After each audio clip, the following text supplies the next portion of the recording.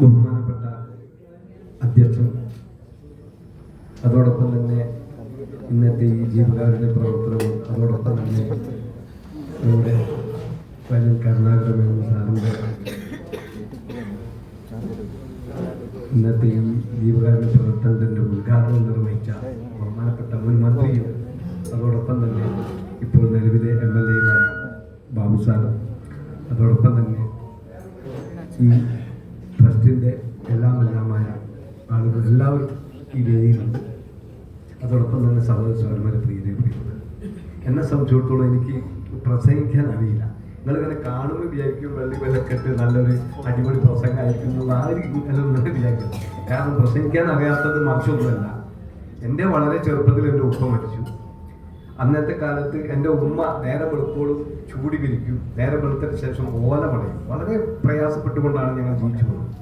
ആ സമയത്ത് ഒരു ദിവസം കൂലിപ്പണിക്ക് പോയ സമയത്ത് കുട്ടി തോട്ടിൽ വീണത് 17-ാം വയസ്സിൽ. അങ്ങനെ ആ കുട്ടിയെ എടുത്തതാണ് എൻ്റെ ജീവിതത്തിലെ ആദ്യത്തെ ഒരു അനുഭവം. പക്ഷെ അത് മാത്രമല്ല, അന്നത്തെ സാമ്പത്തിക പ്രയാസം കൊണ്ട് സ്കൂൾ വിദ്യാഭ്യാസം വട്ടപൂജായിരുന്നു. സ്കൂൾ പോകാൻ കഴിയാത്തത് കൊണ്ടാണ്. അപ്പോൾ സ്കൂളിൽ പോകാത്ത ആളുകൾക്ക് പ്രസംഗിക്കാനാവില്ല എന്നുള്ളത് എനിക്ക് എല്ലാവർക്കും അറിയാം. എന്നിരുന്നാലും ഞാൻ ഇവിടെ വന്ന സമയത്ത് കരുണാകരൻ പോലുള്ള ആളുകളുടെ ഈ മഹത്വം അതൊരു വലിയ ഒരു അത്ഭുതം തന്നെയാണ്. കാരണം തൻ്റെ ബോഡി ഒരു ഹോസ്പിറ്റലിന് വിട്ടുകൊടുക്കുക, അതോടൊപ്പം തന്നെ മറ്റുള്ള ആളുകൾക്ക്, സഹജീവികൾക്ക് ഒരു സഹായവുമായി പിന്നെ ഏത് സമയത്തും രംഗത്തുണ്ടാവുക. അതോടൊപ്പം തന്നെ ഈ നാട്ടിലും സമൂഹത്തിൽ ഇപ്പോൾ ഞാൻ അത് മാത്രമല്ല, ഞാൻ ഈ വേദിയിൽ നിന്നപ്പോൾ ഞാൻ വീക്ഷിച്ചിട്ടുള്ളതാണ്. ഞങ്ങൾ കോഴിക്കോടൊക്കെ ഒരു പരിപാടി നടക്കുമ്പോൾ, ചെറിയ പരിപാടി നടക്കുമ്പോഴും ഒരുപാട് ലക്ഷങ്ങൾ മുടക്കി വലിയ LED വാളും പരസ്യവും പത്രത്തിലൊക്കെ വെച്ചിട്ടാണ് ഒരു പരിപാടി നടക്കുക. ആ പരിപാടിയിൽ ഞങ്ങൾ ആചരിക്കുമ്പോൾ, ഞങ്ങൾ ആശംസ അറിയിക്കുമ്പോൾ, അല്ലെങ്കിൽ ഞങ്ങൾ എന്തെങ്കിലുമൊക്കെ ഉണ്ടായിട്ട് വേദിയിൽ നിൽക്കുമ്പോൾ ഒരുപാട് ആളുകളുണ്ടാവും.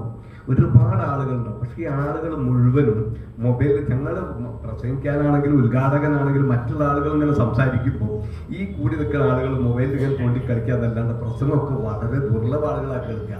പക്ഷെ ഇവിടെ വന്ന സമയത്ത് ഈ നാട്ടിലെ സഹോദരന്മാരെല്ലാവരും നല്ല മൗനത്തോടുകൂടി, നല്ല ആത്മാർത്ഥതയോടുകൂടി എന്താണ് ഈ വേദിയിൽ പറയുന്നത്, എന്തൊക്കെയാണ് ഈ വേദിയിൽ നടക്കാൻ പോകുന്നത്, നല്ല സൂക്ഷ്മത പോലെ പിന്നെ കാഴ്ചപ്പാടുകൂടിയിട്ടാണ് ഇത് മുഴുവൻ കേട്ടിട്ടുള്ളത്. അതോടൊപ്പം തന്നെ ഞാൻ ഇപ്പോൾ ബഹുമാനപ്പെട്ട മെഡിക്കൽ കോളേജ് പ്രിൻസിപ്പൽ ഉൾപ്പെടെ, അതോടൊപ്പം ചെയർമാൻ ഉൾപ്പെടെ, കൗൺസിലർമാർ, അതോടൊപ്പം എനിക്ക് ഒരു അത്ഭുതം ഉണ്ടായത് എന്താ വെച്ചാൽ, ഞാൻ ഈ പരിപാടിക്ക് വരുമ്പോൾ ഇതിൽ നരസിംഹറാവു എന്നുള്ള ഒരാളെ പേര് കേട്ടപ്പോൾ ഒരു പ്രധാനമന്ത്രിയുടെ ഒരു വേദിയിൽ ഇരിക്കാലോ എന്നുള്ള ഒരു കാഴ്ചപ്പാട് കൂടി ഉണ്ടായി. അപ്പോൾ ഞാൻ അപ്പോൾ വന്ന് നോക്കിയപ്പോഴാണ് ഇവിടുത്തെ കൗൺസിലറാണ്. പിന്നെ അദ്ദേഹം പാട്ട് പാടുമെന്ന് പറഞ്ഞപ്പോൾ ബഹുമാനപ്പെട്ട MLA പറയുമ്പോൾ പാട്ടാണ്. കാരണം അപ്പൊ എന്താണെങ്കിലും നിങ്ങളെപ്പോലത്തെ ആളുകൾ, നല്ല സന്മനസ്സുള്ള ഒരുപാട് മഹാന്മാരെ കാണുമ്പോൾ ഉണ്ടാകുന്നുള്ളൊരു സന്തോഷം. കാരണം നമ്മളൊക്കെ എന്താ പറയുക, ഞാനൊന്നും ചെയ്തതല്ല. ഞാനൊരു മരണപ്പെട്ട് കഴിഞ്ഞാൽ ഒരാള് ചെയ്തറിഞ്ഞാലും അല്ലെങ്കിൽ നമ്മളൊന്നും ചെയ്യാൻ പോലില്ല, നമ്മളൊന്നും കാട്ടില്ല. പക്ഷെ അതോടൊപ്പം ഇവിടെ ഡോക്ടർ, അതോടൊപ്പം തന്നെ നമ്മൾ ബഹുമാനപ്പെട്ട പിന്നെ ഞങ്ങൾക്ക് അവാർഡ് ലഭിക്കാൻ കാരണക്കാരായ കരുണാകരൻ സാറ്.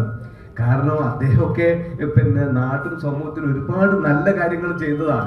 അതും അതില്ല, ജീവിച്ചിരിക്കുന്ന ആളുകൾക്ക് ഇനി എന്തെങ്കിലും ചെയ്യാൻ പറ്റുന്ന ആളുകളാണല്ലോ ഡോക്ടറൊക്കെ ചെയ്തത്. ഡോക്ടർ പറഞ്ഞല്ലോ, ഞാൻ പിന്നെ അവിടെ ഈ ആദിവാസി മേഖലയിൽ കലാകായിക സാംസ്കാരിക രംഗത്ത് പ്രവർത്തിക്കാൻ ഒരുപാട് വെമ്പരം കൊള്ളുന്ന ആളുകളെ സഹായിക്കാനാണ് മാഡം പറഞ്ഞല്ലോ.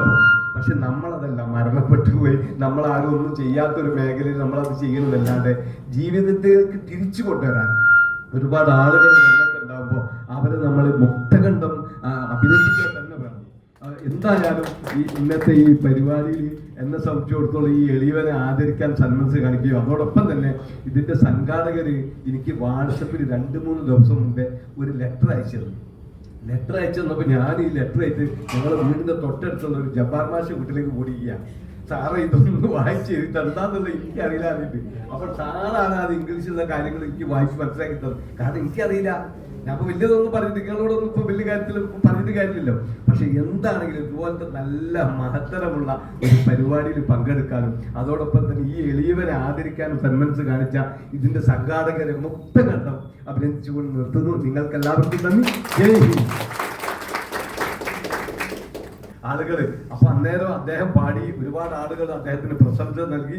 ഇന്ന് അദ്ദേഹം വലിയൊരു കലാകാരനും നല്ലൊരു പാട്ടിന്റെ ഉടമയുമായി. അദ്ദേഹത്തിന് ഈ സദസ്സിൽ അനുമോദിക്കാനുണ്ടായ അവസരത്തിൽ ഞാൻ അഭിനന്ദിക്കുന്നു.